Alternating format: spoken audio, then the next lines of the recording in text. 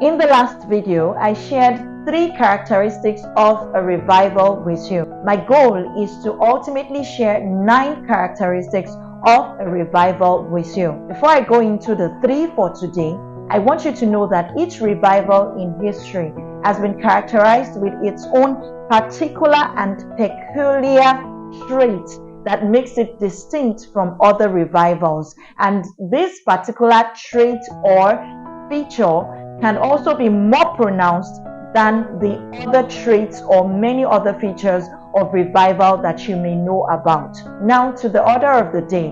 The 4th characteristic of revival is a deeper sense and consciousness of the indwelling presence of God. This is where we begin to look at people existing as priests in various spheres of influence. Talk about entertainment, talk about media, talk about education, talk about economy, talk about family and marriage, talk about ministry or religion, and talk about government. This is where you find people who are unashamedly talking about their faith and the indwelling presence of God in them as they go about their regular secular activities. Number 5, spiritual warfare. As a student of revival, I'm sure you've heard about the stories of Archbishop Benson Idahosa and how he came in headlong combat with demonic territorial principalities and powers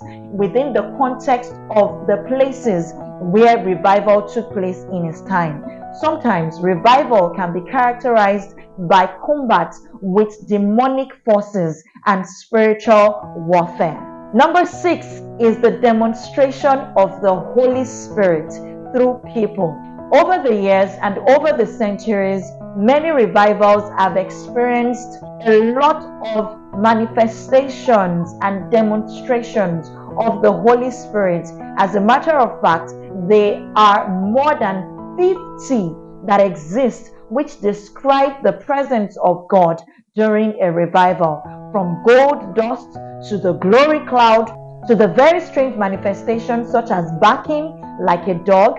All of these things have characterized revivals in times past. However, like I always say, it is not enough to try to validate or determine the success of a revival by the things you see manifested in people. I like to say it is better to focus on what God is doing more than what the people are doing. I'm going to see you in the next video where I will be sharing the last 3 of the 9 characteristics of a revival. The list is endless.